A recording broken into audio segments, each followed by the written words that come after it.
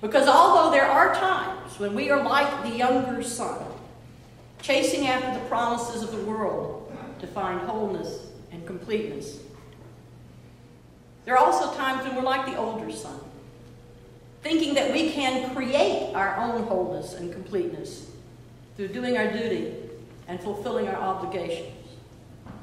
Now let me be clear. It is important to do our duty and to fulfill our obligations. Life gets crazy when we don't. It gets crazy for those around us. It gets crazy for ourselves. Responsible behavior keeps us sane and helps us to take care of ourselves and others. Duties and obligations are necessities of life, but we must never confuse doing what is necessary with quenching our deepest thirst for wholeness and completeness. We can no more create living water that will quench that thirst by a pharisaical devotion to duty and obligation than we can by becoming part of the prodigal's quest for the world's promises. And the truth is that in most of us, there lie both tendencies.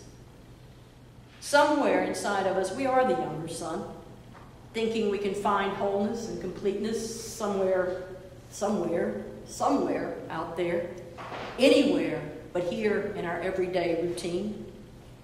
But soon we find that even if we chase those promises that the world has that says we'll find wholeness and completeness through pleasure or power, through status or wealth, through a winner-take-all attitude or a carpe diem, seize-the-day mentality, soon we'll find that if we chase after those things, we will have created more brokenness than wholeness, more fragmentation in our life than completeness.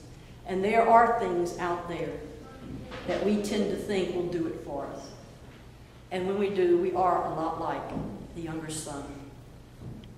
But at other times, we are like the older son.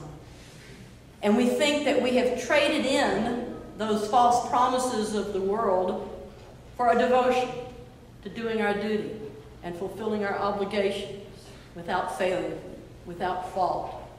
We think that if we just do that, if we just get up every day and do exactly what we're supposed to do, we'll be home free. But then we get so angry when we find out that others, those others, in Italian, others, who do not seem to be slavishly doing the same thing, we get so angry when it seems sometimes that they're finding more joy in life than we do. And it is truly a slap in the face when their lives seem to be less harried and more quiet than ours, or less anxious and more peaceful, or less worried about what other people will think, and more willing to take a risk of finding joy. Yeah, we each have both the older and the younger son living inside of us and seeking the same thing, the wholeness and the completeness of knowing that we're okay. But the good news is that regardless of whether we're acting out of younger son or older son mentalities, for each of us, in all time and in all places, the love of the Father, the love of God, runs straight through it, straight through every aspect of our lives.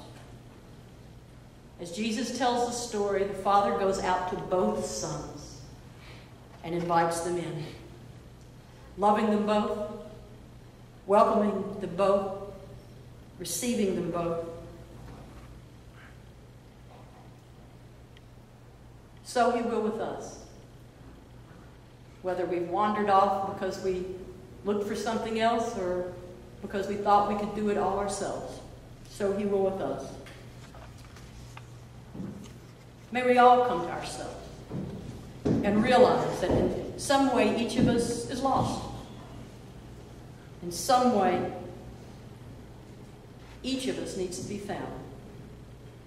And there is only one way to be found, and only one way to find the wholeness and the completeness that's promised to us all.